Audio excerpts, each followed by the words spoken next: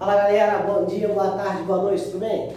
Então vamos lá, a gente vai iniciar o módulo de Física, mais precisamente a princípio do nível da EA, com a matéria de hidrostática, tá legal? Isso aqui, a hidrostática, normalmente os módulos de Física vão ser divididos em algumas partes, porque são conceitos muito longos para serem explicados em um vídeo só, tá? Então essa aqui vai ser a parte 1 de hidrostática, beleza? Então a parte 1 de hidrostática consiste em principalmente o teorema de Stevens, o princípio de Stevens, tá? Que se baseia no seguinte fato: toda vez que eu boto uma força sobre uma determinada região, se eu pressiono uma determinada região, a força que eu aplico nessa região, ela se distribui em toda a região.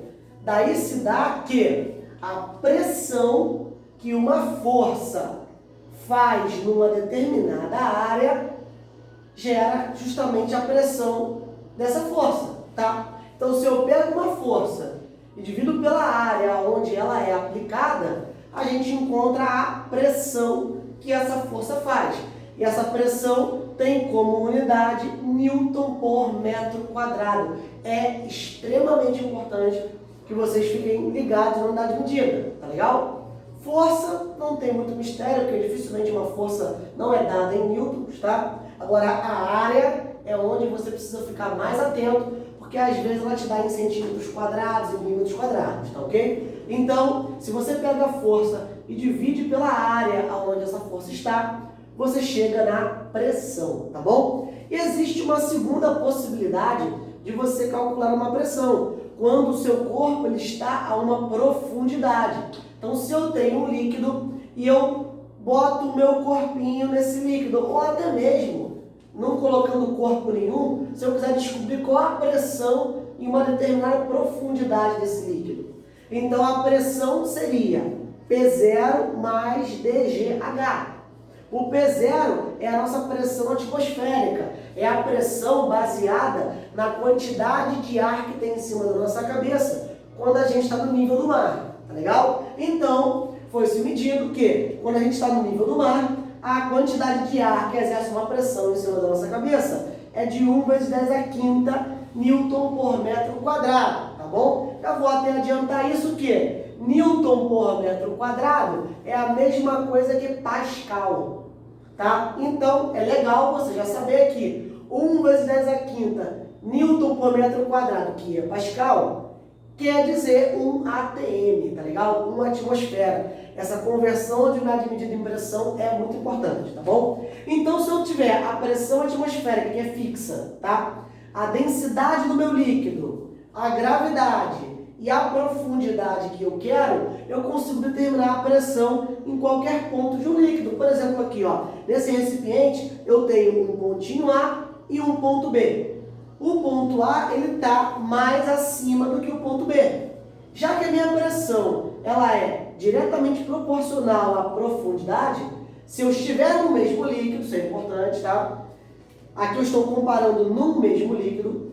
Se a profundidade de B for maior do que a de A, podemos afirmar que a pressão em B é maior do que a pressão em A, já que a atmosférica, a densidade e a gravidade é a mesma para o mesmo líquido. Tá ok? Tranquilo?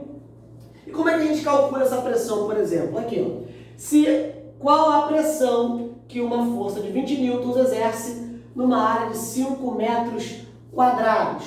Como pressão é força sobre área, a força já está em newtons e a área já está em metro quadrado. Então, 20 por 5 me dá 4 newtons por metro quadrado ou 4 Pascal. Se eu quisesse converter isso daqui para ATM, eu falaria que isso aqui é 4 vezes 10 a quinta, ou, mais precisamente, vezes 10 a menos 5 ATM. Por que, Anderson?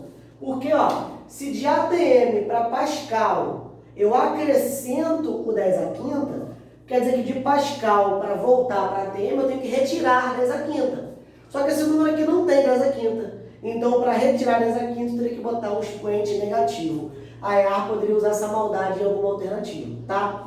Agora, o segundo exemplo, ó. Se o mergulhador estiver a uma profundidade de 25 metros, qual a pressão sofrida por ele? Então, já que é uma pressão, uma profundidade, você vai utilizar o princípio de Stevens, P0 mais dGH. Como o corpo está numa superfície aberta, isso é importante se dizer, o P0 ele só vai aparecer se o seu experimento estiver numa superfície que não está fechada, que ela tem contato com a atmosfera, tá? Daí o nome pressão atmosférica, né? Então o P0 é 1 vezes 10 a quinta mais a densidade do líquido, no caso da água, a densidade da água, ela é 1 grama por centímetro cúbico, tá? Só que você não pode utilizar a densidade em grama por centímetro, porque você quer achar a pressão em Newton por metro quadrado.